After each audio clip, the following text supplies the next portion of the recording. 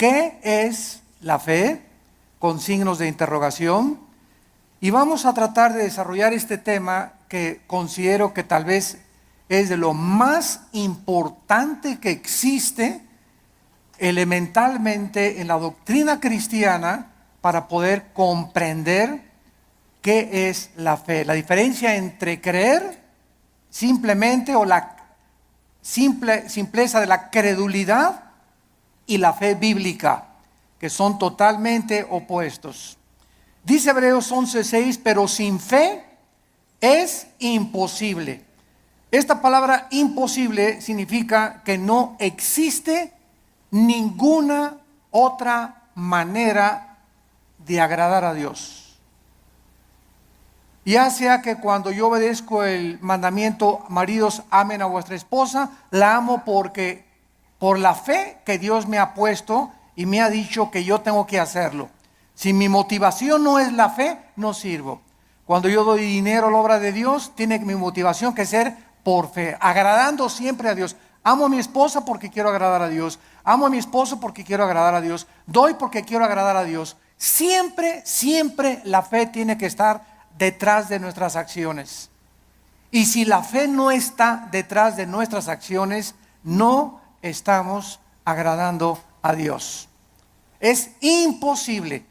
La palabra imposible, insisto, significa que no hay posibilidad alguna de agradar a Dios de otra manera. Fíjense qué importante es esta conferencia. Y a continuación dice el Espíritu Santo, porque es necesario, o es implícito, que el que se acerca a Dios, ¿cómo nos acercamos a Dios? Creyendo que Él existe. Si tú te pones hoy en la mañana a orar, Señor, te pido por mi hija, mira que tiene 3 días que se fue mi hija. Oh, Señor, no tengo trabajo. ¿Tú crees que te estás acercando a Dios con fe? Bueno, primero tranquilízate, cálmate, tómate un chocho tal vez, ¿verdad? Para que te aplaques. Pero en un estado emocional donde estás, Señor, por favor, etcétera, etcétera, es como si dijeras a Dios, tú no puedes, Señor, contestarme. Estoy lleno de aflicción y tú no puedes realmente contestarme. Pero yo me acerco a Dios y le digo, Padre, te doy gracias porque mi hija está en tus manos. Te doy gracias porque el trabajo que tengo por delante está en tus manos. Y gracias, Padre Santo, porque descargo mi corazón y al levantarnos de la oración, creemos que Dios nos escuchó. Pero si tú te levantas después de orar, con la misma aflicción, con la misma tensión, con el mismo estrés, con la misma ansiedad, vuélvete otra vez a hincar, porque no has agradado a Dios. A través de la oración, cuando nos acercamos a Dios, tenemos con nuestra acción, después de estar en la presencia del Rey, creer que realmente Él nos ha escuchado. Y además hay que creer otra cosa, que Él es galardonador. O sea que Dios nos va a recompensar todo vaso de agua que nosotros demos. Un simple vaso de agua a cualquier persona en el nombre de Jesús. Dios no es olvidador ni deudor para olvidar lo que Él nos tiene que dar, para bien o para mal. Muy bien, vamos pues en el versículo 1 a tratar de encontrar alguna definición que nos ayude a sentar nuestras bases de qué es la fe para comenzar a construir arriba del versículo 1. Es pues la fe la certeza. La palabra upostasis, que se tradujo certeza, es sustancia. La fe es una sustancia, es algo real, es una seguridad. ¿De qué cosa? De algo que viene. De algo, no de algo que tienes ya. Porque si lo tienes ya, ya no es fe. Entonces la fe está relacionada con el futuro. Siempre, siempre con algo que no tienes y que viene. Y que tú tienes que estar seguro que viene. No tengo trabajo ahorita, tengo 3 días sin trabajo, 2 semanas sin trabajo, pero Jehová es mi pastor. Como decía mi esposa hace unos momentos, declaro que soy tu hijo, que nada me faltará. Yo voy a mantener mi paz. Mi hijo se fue, mi hija se fue, no tengo trabajo, pero yo tengo la seguridad, la certeza que aunque no lo tengo ahorita, aunque no veo ahorita a mi hija que se componga, ni mi hijo que se componga, y aunque no veo ahorita prospectos del trabajo, lo creo, lo tengo seguro porque tú lo has dicho. No he visto justo desamparado a su descendencia que mendigue el pan.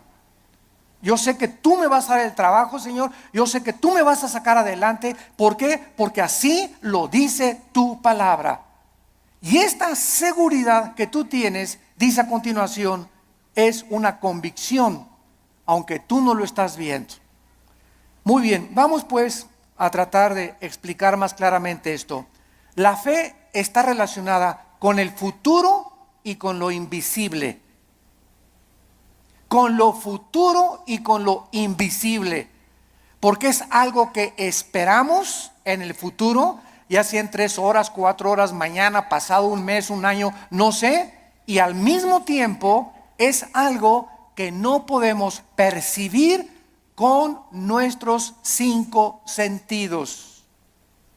En el momento en el que nosotros veamos algo, ya no es fe. Porque la fe está relacionada con lo invisible. En el momento que lo veo, ya no es fe. Por eso cuando alguien dice, si yo veo un milagro,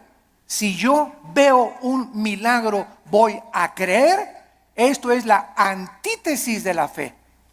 Porque es totalmente lo contrario. Primero tenemos que creer, como lo vamos a ver, para ver. ¿Me están siguiendo?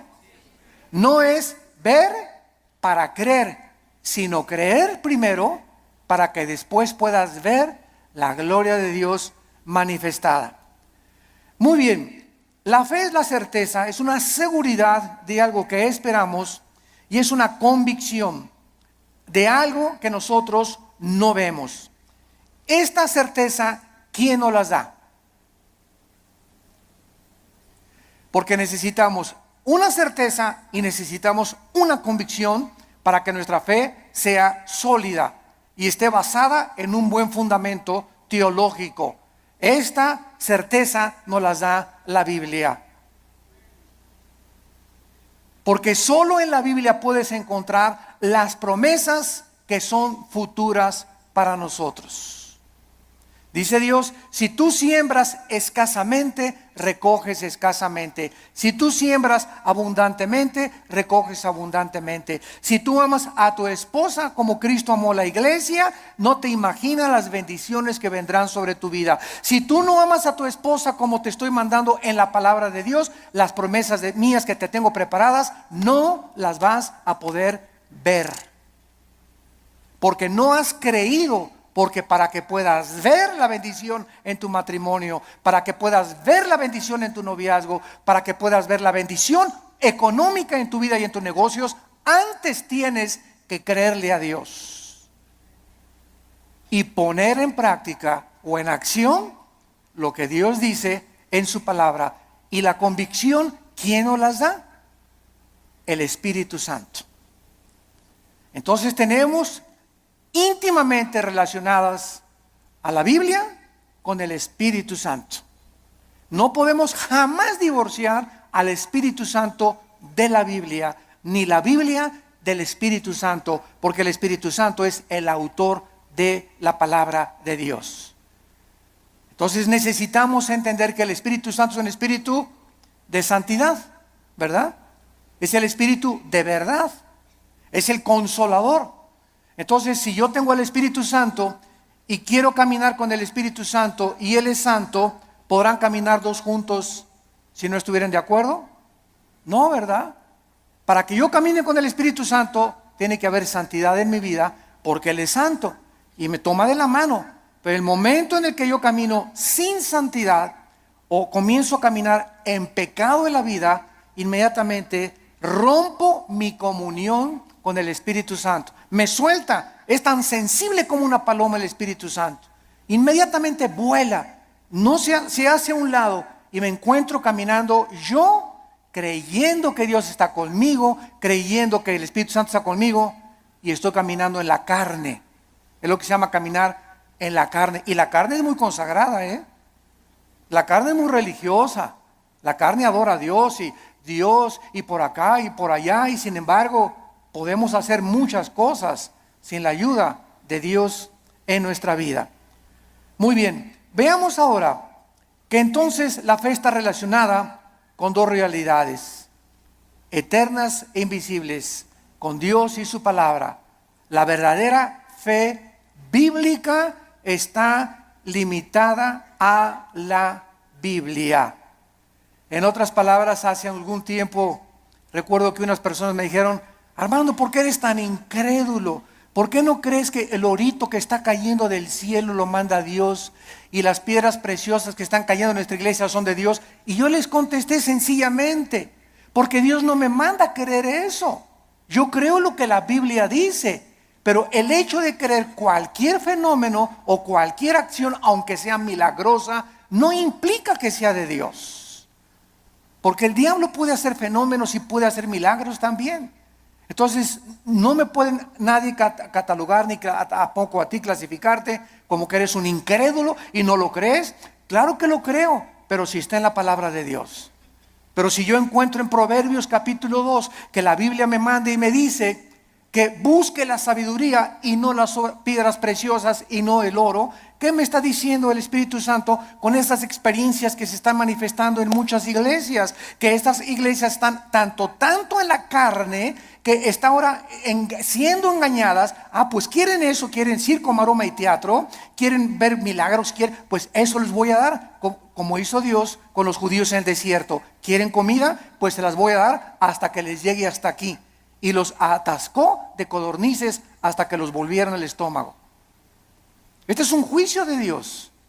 ¿Por qué? Porque Dios nos busca que busquemos sabiduría y que no busquemos, ¿verdad?, las cosas que está cayendo ahorita del cielo. Y mira, hermano, digo, es más diamantina que nada, hombre, estás menso. La fe está relacionada, está íntimamente ligada a la Biblia. Nuestra fe no es un trapo ungido. Hermano, voy a ir al río del Jordán, y cuando vaya a Israel voy a meter una botellita el agua del Jordán y me la voy a traer y me la voy a echar cuando esté enfermo. O la voy a poner ahí, ya casi una veladora. Voy a traer agua del Jordán y me voy a bautizar del río Jordán. El agua del río del Jordán y el agua del río Bravo y el agua del río Nilo y el agua del río Támesis en Inglaterra es exactamente igual. El río Jordán no tiene propiedades milagrosas. Es el agua de un río donde hace 2000 años el Señor Jesucristo fue bautizado, pero el agua no tiene nada de milagroso. El río es como cualquier otro río, y el hecho que Jesús y el Bautista hayan bautizado ahí no significa que va a ser agua milagrosa. Estamos retrocediendo otra vez a Roma, a la agua bendita. Antes entraba a la iglesia y le metía la mano y me hacía por mí que agua bendita, porque le hicieron así y le atribuían propiedades milagrosas. Esto se llama hechicería. Esto es vulgar hechicería, atribuirle a un objeto, a agua, trapitos o cualquier cosa, poderes milagrosos. Esto es hechicería. Los brujos usan cosas y collares y amuletos, talismanes, patas de conejo. Todo eso está relacionado con el mundo del ocultismo, no con la Biblia. Y les hablo tan claro como el azul del cielo hoy en la mañana, sin tapujos y derecho y a la yugular. Ya no podemos andar con rodeos. Ya no podemos andar diciendo que tenemos que hablar al pan pan y al vino vino. Tú tienes que entender ya claramente qué es la fe. Y ya no estar poniendo un objeto como hace algún tiempo. Me venden un trapito y ahí va la gente y compra el trapito ungido. O te mando este anillo que lo compré en Jerusalén. O este collar que tiene propiedades y porque este predicador en tal parte lo anunció, y van y lo compran y se lo cuelgan y le atribuyen propiedades milagrosas, o ponen el trapito debajo de la almohada y se les va a quitar el dolor de cabeza, o va a traer que la maldición se va a ir de su casa. Todo eso está relacionado con el mundo de la hechicería. Eso ya no es fe. Y esa hechicería está entrando a las iglesias cristianas. ¿Por qué? Bueno, hace 2000 años en la iglesia de Gálatas, en Gálatas 5, versículo 1, el apóstol Pablo, si alguien no lo cree, les dice a los Gálatas, ¿quién los fascinó para no oír la verdad? Y esa palabra fascinar en el griego es hechizar. La iglesia de Galacia estaba hechizada, estaba controlada por demonios que habían entrado en falsos maestros y pastores que esta iglesia tenía y que les estaba enseñando a los cristianos. Es que no es suficiente la muerte de Cristo, necesitas circuncidarte, no necesitas poner árbol de Navidad, no necesitas hacer estas cosas, necesitas ahora agregarle a la obra de la cruz algo extra. Cuando la Biblia dice que cuando Cristo murió en la cruz del Calvario, se finí, caput, se acabó, consumado es, no hay nada que agregarle a la muerte de Cristo para el perdón que hemos recibido. Tratar de, después de la gracia de Dios, decir que necesitamos hacer ciertas cosas para completar la obra de Cristo, estamos llamándole que fue incompleta la muerte de Cristo, y esto es una herejía. Hace algún tiempo, bueno, más bien no algún tiempo, hace algunos días, me entrevistaron en un programa de televisión. Y una de las preguntas que siempre me hacen en Colombia, en Guatemala, donde quiera que voy, es: ¿qué se pierde la salvación? Siempre me preguntan esa pregunta. ¿Por qué? Porque el 65-70% de la cristiandad cree que se pierde la salvación. ¿De dónde sacaron esta doctrina? De un hombre llamado Jacobo Arminio, que enseñó, y porque hay 5 versículos de la Biblia, nada más 5 contra más de 500 versículos en la Biblia que enseñan que la salvación no se puede perder. Además que es ilógico teológicamente. Entonces estos 5 versículos parecen enseñar que la salvación se pierde, como si que te borraré del libro de la vida y que te apartaré y la rama, Juan 15, serán cortados, etcétera, etcétera, que parece indicar que la salvación se pierde. O 2 de Pedro capítulo 2, 22 al 24, que el perro regresa a su vómito, la puerca lavada a lavarse en el lodo. Pero sin embargo, cuando estudiamos estos versículos, nos damos cuenta que los sacaron de su contexto. Miren, es tan simple como esto. Cuando una persona dice que se pierde la salvación, ¿qué está diciendo? Síganme con cuidado. Está diciendo que al llegar al cielo, Pedro le va a decir: a ver, Pancho Pantera, ¿por qué te voy a dejar entrar al cielo? Y tú le vas a contestar: por la gracia de Dios, más me porté bien. Igual a la salvación. Eso es lo que se está diciendo. O sea, que la gracia de Dios no fue suficiente. Ahora que ya soy salvo, necesito portarme bien, porque si no me porto bien, pierdo la salvación. Entonces, ¿qué salvación nos dio Dios? ¿Temporal o eterna? Dicen Hebreos 9 y Hebreos 10 que nos hizo eternamente perfectos y santificados. En el momento que recibes a Cristo, recibes la eternidad. Estamos ya en el reino de Dios espiritualmente. La eternidad está dentro de nosotros ya. Pero, y ahora en segundo lugar, ¿por cuántos pecados? Apunta todo esto para que te defiendas. ¿Por cuántos pecados murió Cristo en la cruz? ¿Por los pasados, por los presentes o por los futuros? Por los pasados, los presentes y los futuros. Entonces, si existe un pecado que diga que nos hace perder la salvación, Cristo tendría que volver a morir. Cristo tendría que volver a pagar por ese pecado que te hizo perder la salvación. Porque la muerte de Cristo solamente te perdonó los pasados, pero los que tú cometas, tú eres responsable. Y si hay alguno que cometas, entonces Cristo tiene que volver a morir. Y entonces ya Cristo no murió por los pecados pasados, presentes y futuros, sino solamente por los pasados. Porque los que estás cometiendo, tendría Cristo que estar muriendo muchas veces para estar pagando por ellos. Ahora, si tú cometiste un pecado que te hace perder la salvación, la pregunta de los 64,000 pesos es, ¿cuál es, Pancho? ¿Qué pecado nos hace perder la salvación? Dice 1 de Juan, la sangre de Cristo nos limpia, solo de algunos. Eso dice, ni el homosexualismo, ni el divorcio, ni el transexualismo, ni el robo, ni el crimen, ni el asesinato, ninguno de estos pecados es el pecado imperdonable. Ninguno de estos pecados es la blasfemia contra el Espíritu Santo. El único pecado que no tiene perdón no lo pueden cometer los cristianos, solo los no cristianos, que es la blasfemia contra el Espíritu, rechazar la gracia de Dios. Hechos 7, 51 y 52, que es el pecado que cometieron los fariseos.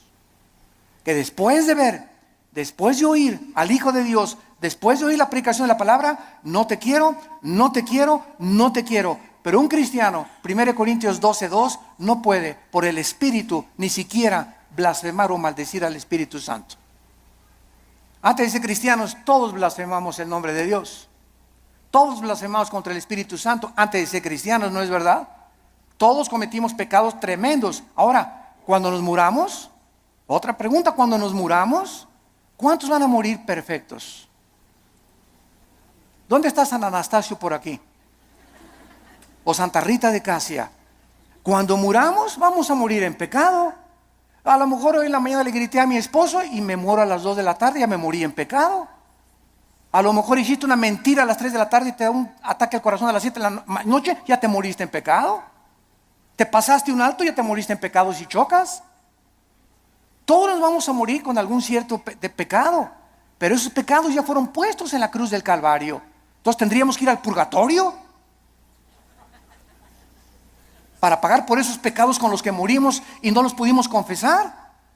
Todo esto es absurdo y irracional teológicamente. Y podemos continuar así con los pactos, con la gracia. ¿Qué es la gracia, no? Entonces decir que se pierde la salvación es decir que es la gracia más portarme bien o hacer buenas obras para poder entrar al cielo. La fórmula está equivocada totalmente. Estás reprobado químicamente en la teología. La fórmula es la gracia más nada igual a la salvación. Las buenas obras que nosotros hacemos no son para salvarnos. Ya Cristo pagó por todas mis malas obras, pasadas, presentes y futuras. Mis buenas obras que ahora hacemos, síganme con cuidado, Virgen del Socorro. Las buenas obras que nosotros hacemos después de la salvación solamente son para la entrega de recompensas o la pérdida de recompensas en el tribunal de Cristo. El cristiano ya no va a ser juzgado por sus obras en cuanto a la salvación, sino en cuanto a las recompensas. Y la fidelidad va a ser altamente recompensada por Dios, un vaso de agua que hayamos dado, lo que hemos hecho en el nombre de Dios, pero no está relacionado ya con la salvación. Ya hemos sido justificados por la fe, ya hemos sido santificados y ya hemos sido glorificados desde antes de la fundación del mundo.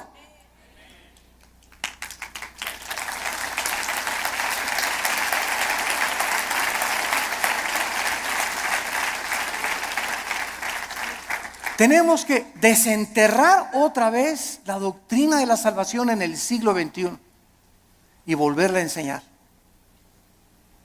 claramente, porque el pueblo de Dios en los errores en que está cayendo es por no tener bases teológicas firmes, doctrinales, de una doctrina elemental como la gracia y la salvación. Y por todos lados, porque todo el mundo lo cree, yo también lo creo. Demuéstramelo con la Biblia y lo voy a creer entonces. Pero no voy a creer que porque todos creen que se pierde la salvación, yo voy a creer que se pierde la salvación. Yo te lo demuestro y se los dije en la televisión, tenemos el debate con el que quiera y se lo demostramos, ¿verdad? Que es absurdo seguir creyendo que se pierde la salvación. Ahora muchos dicen, bueno, como ya no pierdo la salvación, me voy a portar ahora sí, le voy a dar vuelo a la hilacha, ¿verdad? Bueno, dice Gálatas 5:10 que fuimos llamados a libertad, solamente que no usemos la libertad como ocasión para la carne. La persona que dice eso, con que no puedo perder la salvación, puedo hacer lo que quiera, no es salvo. No es salvo. Porque si tienes al Espíritu Santo, no vas a tratar de aprovecharte y tomar la gracia de Dios como una licencia para pecar. Eso demostraría, Romanos 6, que pues pecaremos para que la gracia de Dios abunde. De ninguna manera, porque los que hemos muerto con Cristo, ¿cómo vamos otra vez a pecar? O a tratar de pecar voluntariamente. Ya demostraría que ni siquiera tenemos la salvación. Bueno, esto es importante en relación con la fe. Y vamos a ver ahora algunos ejemplos de la fe en algunos versículos en el Antiguo y en el Nuevo Testamento. Vamos a ver en primer lugar el Salmo 27, para que veamos cómo operó la fe en el Antiguo Testamento y tengamos bases más profundas acerca de nuestra fe. Vuelvo a repetir, la fe está relacionada con el futuro y con lo invisible.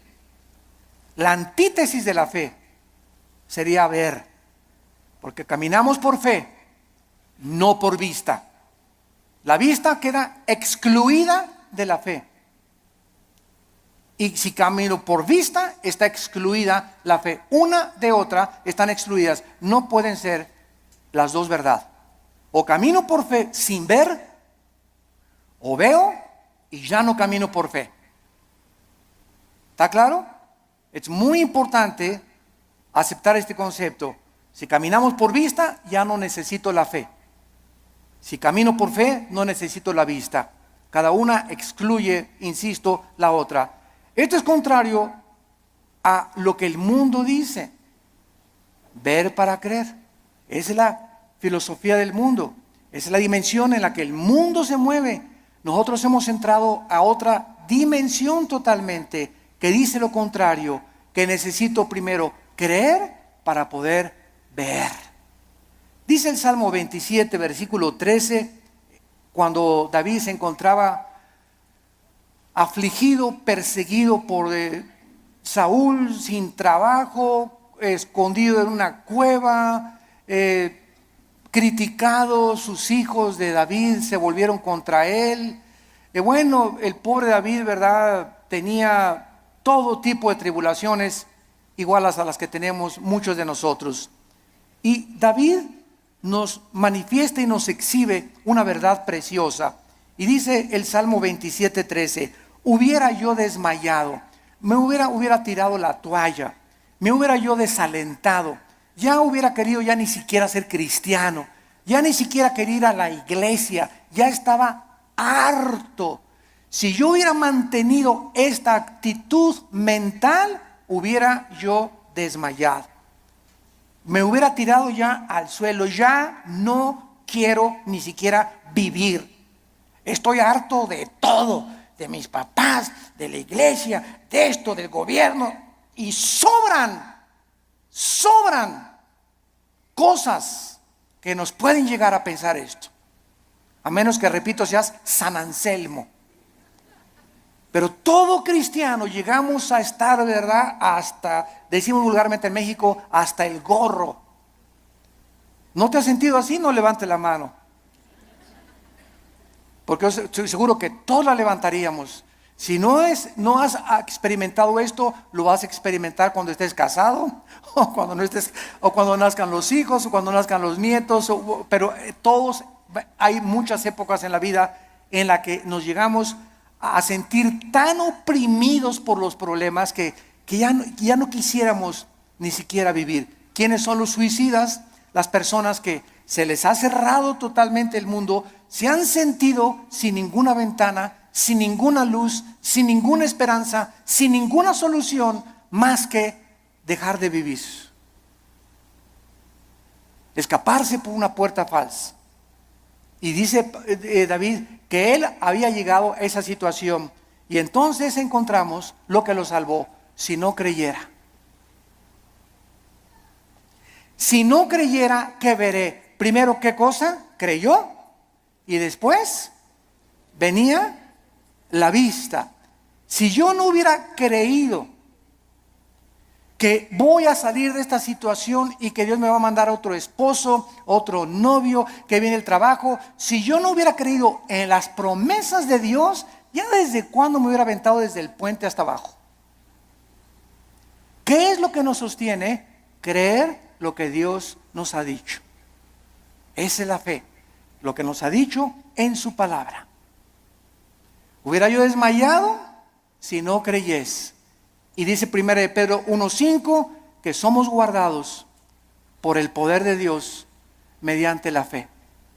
En otras palabras, cuando nos encontremos así, y créame que muchas veces al mes yo llego así en la noche, en la mañana cuando me levanto, con el Señor, cansado, ¿verdad? Con problemas, presiones emocionales, el mundo, el petróleo, la caída del dólar, problemas aquí, problemas allá, familiares. Bueno, sobran cosas para desalentarnos en la vida, sobran cosas para amargarnos, sobran cosas para desilusionarnos. Entonces ahí es cuando, en lugar de que te desmayes y te rindas y digas, tiro la toalla, me bajo del caballo, ya no quiero, andamos así con el caballo, cayéndonos del caballo. En ese momento recuerdo, oh Señor, tú eres poderoso, tú eres grande, soberano, y comienzas a sentir otra vez en el caballo y agarras las riendas. Señor, aunque no lo vea, y aunque vea todo que se está cayendo y no vea soluciones y vea el cuadro oscuro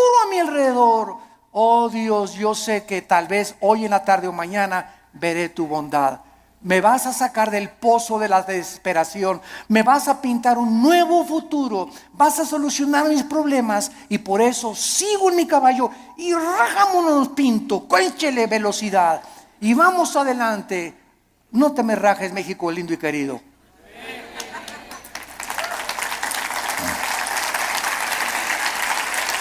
No nos echemos para atrás. Vamos 2-0. Pues ya. Puro gringote de 1.90, 1.95. No, ya no la hacemos. ¿Cómo que no la hacemos? ¿Cómo que no? Ándele, ¿cómo que no la hacemos? Y eso de veras nos infunde ánimo. Porque es un cuadro físico de lo que espiritualmente debemos hacer nosotros. Crecernos al castigo. Ya no hay trabajo. Y nadie me quiere. Y me dicen risitos de oro, pero tengo nariz de corcholata.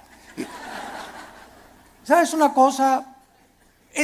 Bueno, ¿por qué comenzamos a sentirnos así? Porque estamos viéndonos en el espejo, porque estamos viendo la situación, porque estamos caminando por vista.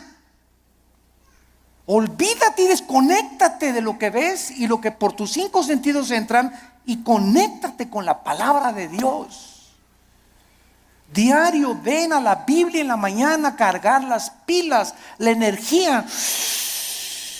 Chupa la fuerza espiritual que Dios tiene para nosotros, que es la que nos va a sostener.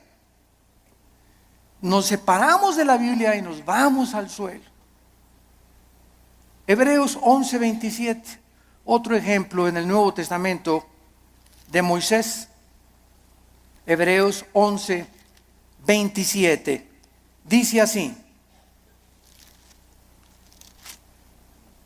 por la fe, por creer lo que Dios había dicho. Porque la fe nunca la desconectemos de la Biblia. Por creer lo que Dios ya había revelado en su palabra en el Antiguo Testamento, Moisés dejó Egipto. Si él hubiera sido guiado por sus emociones, vean ustedes, el temor, que es el más grande enemigo de la fe. El temor. El temor es la antítesis de la fe, es lo opuesto de la fe. Si Moisés hubiera dicho, el rey, si me voy me va a mandar los soldados, me mata, me corta la cabeza, él es el emperador de Egipto. Pero Moisés no vio al emperador de Egipto, no el temor que comenzó a meterse, porque el temor así entra como la termita, ¿verdad? Y comenzamos a sentir así que, y el temor, y comenzamos hasta a sudar frío, y comenzamos a temblar por el temor, y saldrá esto, y saldrá de la operación mi abuelita, y podremos, y dejamos que nos domine esta emoción, comenzamos a alejarnos de Dios y comenzamos a perder el poder de Dios que está viviendo por fe. Moisés dijo, antes de tenerle miedo al faraón, antes de tenerle miedo a su abogado, antes de tenerle miedo a mi suegro, antes de tenerle miedo a mi ex esposo, antes de tener miedo de nada ni de nadie en este mundo, tengo temor de Dios. Y eso fue lo que hizo Moisés.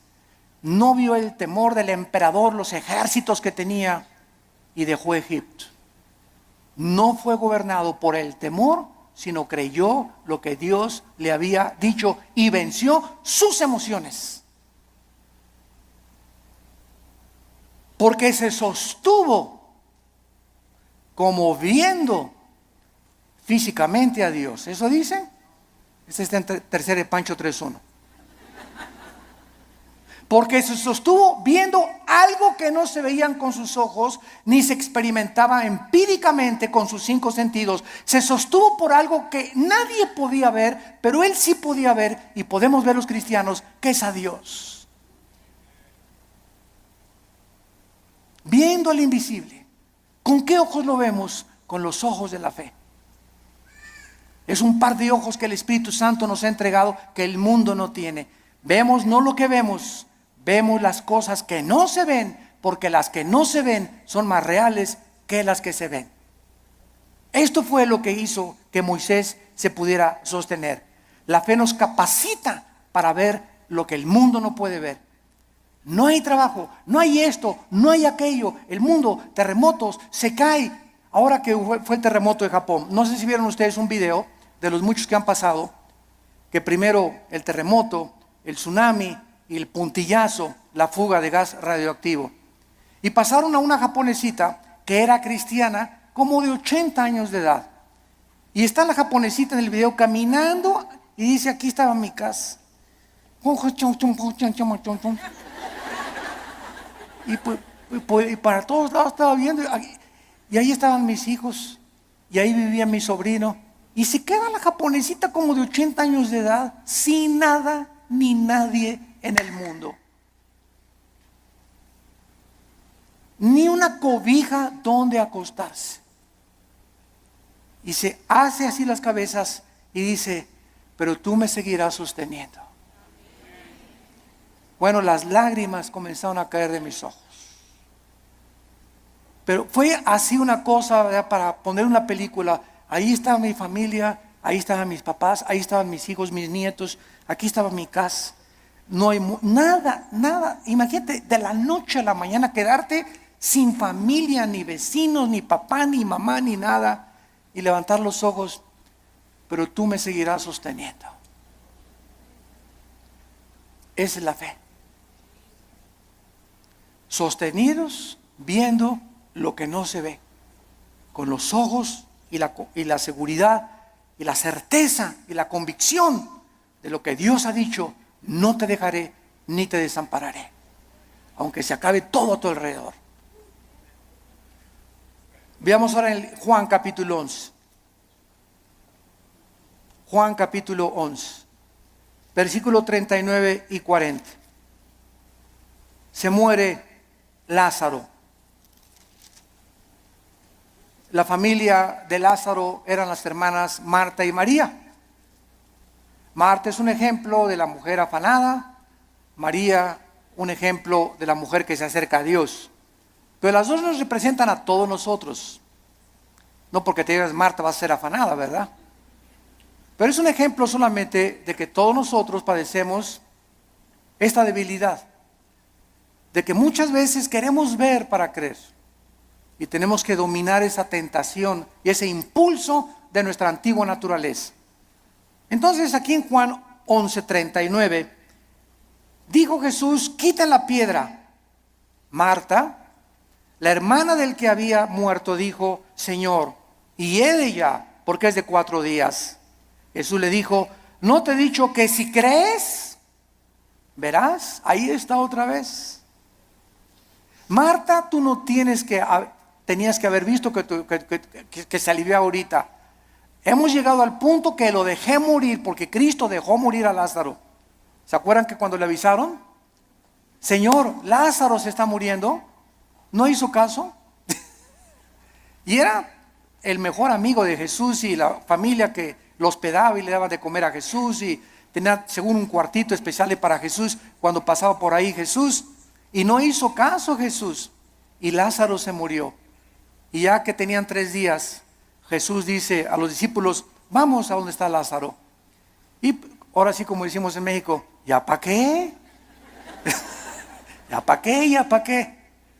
Pues ¿cómo que ya para qué? Pues eso decimos nosotros, pero no lo dice Jesús ni Dios tampoco. Y llega Jesús, los discípulos: ¿ya para qué, Señor? ¿Ya para qué? Ya pierdes tu tiempo. Y es que todo, dice Cristo, lo hice llegar a este punto, y te estoy haciendo llegar a este punto donde pierdas tu trabajo, donde tengas esa enfermedad, donde pases esto. Estoy llevando las cosas al extremo para que cuando estén en el extremo, ahí pueda yo ser grandemente glorificado por tu vida. Yo cuántas personas he visto que se enferman de cáncer y que son sanadas y que dicen: Dios mío, hasta los médicos, pero esto es un milagro.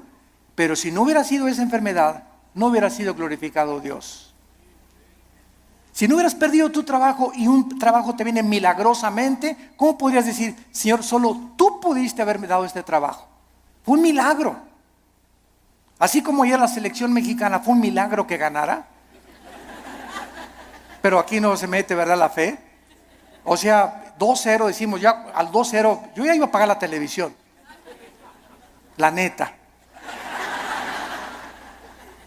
Dije, ya, otra goliza. ¿Cómo nos vamos a levantar de un 2-0 con estos gigantones de gringos, verdad? Y cuando viene y te das cuenta, ¿no? Que, caray, digo, lo que no parece, se puede convertir en una realidad. Entonces muchas veces Dios deja que lleguemos a ese 2-0 y que parezca que todo está perdido. No está perdido, porque Él es Dios y Él es alguien que ha dicho: no te dejaré, desampararé, estaré todos los días contigo hasta el fin del mundo. Podemos, aunque perdiere mi padre y mi madre, con todo Jehová no me dejará, porque Él es nuestro sostén. Y le dice Cristo a Marta: si tú crees, vas a ver la gloria de Dios. Tenemos que ver espiritualmente para poder creer. La gloria no puede venir hasta que no creamos. Por ejemplo, en el área económica, en el área matrimonial, en el área de relaciones sociales, en el área de nuestras amistades, en todo esto se cumple primero creer para ver. Dios le dice a los maridos: amen a su esposa. Tú amas a tu esposa sacrificialmente y comienzas a quitar todas las imágenes de otras mujeres de tu vida, etcétera, etcétera, y ve Dios tu fidelidad mental y espiritual, porque los pensamientos no le engañan a Dios. ¿Qué hace Dios cuando un hijo está haciendo lo que la Biblia dice porque quieres agradar a Dios? Te bendice. No te imaginas cómo te bendice. Señor, pero que tú ya tiene 20 kilos de más, Señor. ¿Cómo tú? ¿No puedes cambiar una llanta vieja por una nueva? Como dicen en Guanajuato, ¿verdad? Y sabes una cosa, que cuando estamos casados no es solamente la pasión. La pasión dura la luna de miel 3 o 4 días y dura también en el triunfo del amor. Pero todas esas pasiones que tú ves y esos enganches que se dan esas cosas no duran. Y claro que nos seguimos besando y todo, ¿verdad? Pero entonces ya entras al matrimonio y ya entras a un nivel donde no solamente es pura pasión, hay problemas y bajadas, y comienzas a entrar a una madurez donde maduras con tu esposa y te das cuenta que es una relación que tiene que durar toda la vida hasta que la muerte nos separe, porque está basada en un cordón de 3 dobleces, que es Jesucristo. Entonces ya no está basada tanto en el físico como en una relación espiritual, porque los matrimonios que duran son los matrimonios que los dos son discípulos de Cristo. Cuando dos caminan hacia Dios, es como un triángulo. Dios está en la punta del triángulo y aquí está el hombre y la mujer. Cuando el hombre y la mujer caminan los dos siguiendo a Cristo, cada vez están más cerca el uno con el otro, porque más cerca están de Dios. Y ya podemos vencer esas cosas de: cámbiame, la verdad. Oye, es que no vas a tener Miss México toda tu vida. ¿Qué querías, verdad? ¿Que tu esposa te durara así? Tiene que dar a los 50 años tu esposa, a los 60 años tu esposa. el cuerpo se deforma, igual él tiene panza de Santa Claus ya también, ¿verdad? Pero nos seguimos queriendo. Entonces nuestra antigua naturaleza demanda ver para creer, puesto que depende de los sentidos, pero no de la palabra de Dios. Y veamos en penúltimo lugar 2 Corintios 4. 2 Corintios 4, versículos 17 al 18. Y dice el apóstol Pablo, esto es tremendo. Estamos tratando de encontrar la fe en el Antiguo y en el Nuevo Testamento en algunos pocos versículos. 2 Corintios 4, 16 y 17 al 18. Por tanto, otra vez dice Pablo, no desmayamos. Qué peligroso es darnos por vencidos. Qué peligroso es tirar la toalla en la vida cristiana. Qué peligroso es desesperarnos. Qué peligrosísimo es desanimarnos. Qué peligroso es. Porque cuando un cristiano es animado, se te viene una horda de demonios que van a agravar tu situación. Se va a convertir en una cosa crónica en tu mente. Vas a comenzar a sufrir unas depresiones. Las personas que sufren de depresión continua, todos somos deprimidos de vez en cuando. Pero cuando somos deprimidos ya 3, 4, 5 días deprimido, estás bajo ataque del maligno. Porque el fruto del Espíritu es paz, gozo y amor. ¿Por qué has llegado a esa situación que estás así, que ni te toquen porque brincas? Porque tienes una semana, 2, 3 semanas que te soltaste la palabra. Y comienzas a desmayar porque no estás aferrado a la palabra de vida. Por tanto, no desmayamos, dice el apóstol Pablo. Antes, aunque nuestro cuerpo exterior se va desgastando, el interior, no obstante, se renueva de día en día. ¿Saben ustedes que lo peor que existe para una persona es verse en el espejo? Bueno, claro que tenemos que peinarnos, ¿verdad? Y rasurarnos, etcétera, etcétera. Pero cuando ves, ya tengo 50 años, viejito, ya. No, ya tengo 70, ya para qué, ya voy de salida. ¿Cómo que vas de salida a los 70 años? Ya tengo 80, ya voy de salida, ya para qué. ¿Cómo que vas de 80? A los 80 años Moisés fue llamado por Dios. A los 80 años Caleb le dijo a Josué, dame más montañas para conquistar. Cuando comenzamos a vernos físicamente, no, pues es que dice que a los 60, a los 70 se deteriora el cuerpo. Eso dice la ciencia, pero dice uno de los salmos que cuando nosotros confiamos en Dios, seremos fructíferos como las palmeras, tendremos fuerzas como las del búfalo y creceremos como los cedros del Líbano para continuar anunciando la justicia de Dios. ¡Qué viejo ni qué viejo! Dejemos que nuestro cuerpo se siga desgastando. Yo les he hablado tantas veces de nuestra abuela materna que murió hace algún tiempo, de 97 años de edad. Mi abuelita, 97 años de edad, no usaba bastón. Nunca se convirtió a los casi 80 años de edad, después de haber sido 30 años presidenta de la Acción Católica de México. A los 80 años de edad, vivió todavía 17 años más a los 97 en sus 5 sentidos. Y se levantaba a las 7 de la mañana, se emperifollaba y se ponía su loción Sanborns, se cubría todo, ¿verdad? Y caminaba, era la loción famosa en aquel tiempo, ¿verdad? Y la más barata también. Y estaba a los estudios y la llevaba a los estudios en la mañana y en la tarde. ¿Ahora dónde vamos, hijito? Me decía a las 5 o 6 de la tarde el domingo. Le digo, abuelita, tú a tu casa y yo a la mía, le decía. Porque todavía traía cuerda a los 95, 96 años, traía cuerda todavía, porque, a ver, y vamos a ver una película mejor de Walt Disney, ¿no? Y llévame a cenar, abuelita, que me desgastas, abuelita, me debes más de 50 años de edad. Pero ¿qué era lo que la sostenía ella? Y que era, nunca, siempre el gozo, siempre contenta, ¿verdad? Regañando a todos y por aquí y por allá. Se parece mucho a mi mamá, ahorita ustedes la conocen, a la general, a mi mamá, ¿verdad? Sobre todo los que van a Liti. Pero esa es energía que necesitamos tener. Y no estar, ya tengo, cacle. El interior se va renovando.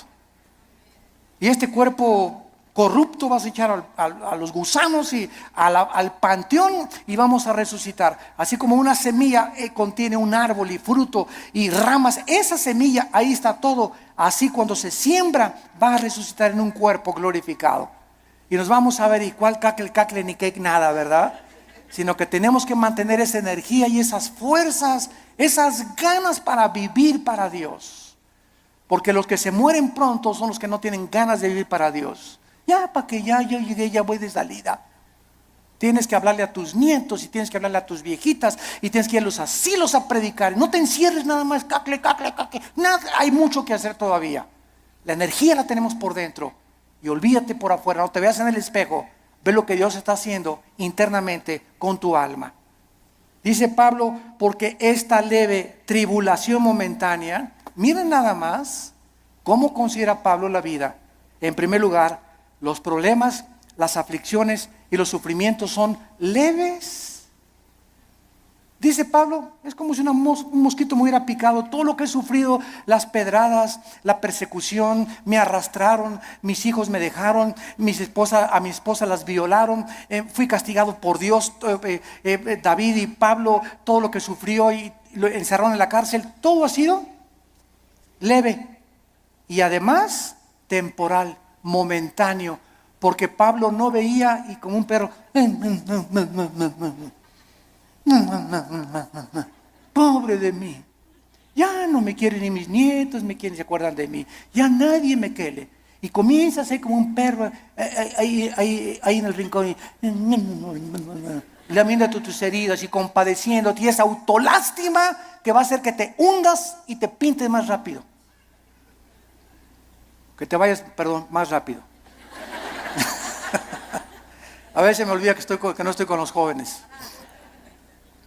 Es leve y es temporal. Produce en nosotros un cada vez más excelente peso de eterna gloria. No mirando las cosas que se ven. No mirando las cosas que se ven. Ahí está otra vez la fe. Si miran las cosas que se ven, nos desmayamos, nos desanimamos, nos hundimos. Miremos las promesas de Dios, sino las que no se ven, porque las que se ven son temporales, pero las que no se ven son eternas. Gracias por tu palabra, Señor. Señor, gracias por alimentarnos, edificarnos, animarnos con tu palabra. Gracias por aclararnos tantos conceptos que están siendo atacados. Estamos siendo invadidos por doctrinas extrañas que se han acabado aceptando como si fueran la verdad. Regresemos a la Biblia. Volvamos otra vez a abrir las páginas santas de la Biblia para que el Espíritu Santo alumbre nuestro entendimiento y podamos ver la gloria de Dios en la faz de su Hijo Jesucristo. Gracias porque sin esta fe, sin creer en lo que tú nos has dicho, no existe ninguna otra manera en que te podamos agradar. Porque así tú, Señor, lo has determinado. En esta mañana muchos de ustedes que nos ven a través de la televisión y aquí presentes, tal vez eran crédulos. Y tú le llamabas fe a lo que te habían enseñado en tu familia o en tu religión, sin saber en qué estaba basada lo que te habían enseñado. Pero la fe requiere de conocimiento, porque necesitamos conocer, porque viene por el oír y el oír por la palabra, para que tenga una fe que salve tu alma. Ven a Cristo en esta mañana, entrégale tu vida diciéndole estas palabras: Señor, te doy gracias porque creo que en la cruz tu Hijo Jesús murió en mi lugar, que a los 3 días Él no se quedó en la tumba, tú lo levantaste de entre los muertos, dándome la garantía que yo también volveré a vivir juntamente con Él. Señor Jesucristo, te pido que entres a mi vida. Me arrepiento de mis pecados. Lávame con tu sangre preciosa. Sé para mí mi Señor ahora y mi Salvador, porque quiero ahora ya no vivir conforme a lo que veo con mis ojos físicos, sino con los ojos espirituales que en este momento me estás trasplantando tú para poder ver tu gloria en tu palabra. En el nombre de Jesús. Amén. Gracias a Dios por su palabra. Gracias a Dios por la Biblia. Vida Nueva para el Mundo se sostiene y propaga el mensaje de salvación de Jesucristo. Gracias a Dios, provee recursos para crear una comunidad y organización sana. Llevemos juntos el Evangelio de Jesucristo al mundo entero. Realizamos eventos, seminarios, congresos y diferentes programas para dar a conocer el mensaje de salvación y el poder de nuestro Señor, transformando y edificando vidas de mujeres, hombres, niños alrededor del mundo. ¿Qué pasa cuando decides hacer tu donativo? Aunque no puedas llevar la palabra personalmente a todo el mundo, de esta forma lo estás haciendo. Con tus donativos o aportaciones, estás sembrando y formando parte de lo que Dios está haciendo en su obra. Estás ayudando a traer luz a la oscuridad, paz al conflicto y esperanza a los que no tienen ninguna. Dona desde México.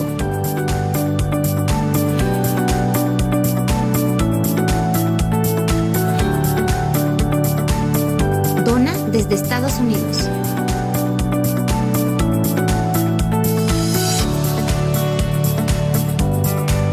Para el resto de donaciones de otras partes del mundo, www.vidanuevaparelmundo.org.mx/dona. Estamos cumpliendo la gran comisión. Por tanto, vayan y hagan discípulos a todas las naciones, bautizándolos en el nombre del Padre, del Hijo y del Espíritu Santo, enseñándoles que guarden todas las cosas que les he mandado. Y he aquí que yo estoy con ustedes todos los días hasta el fin del mundo.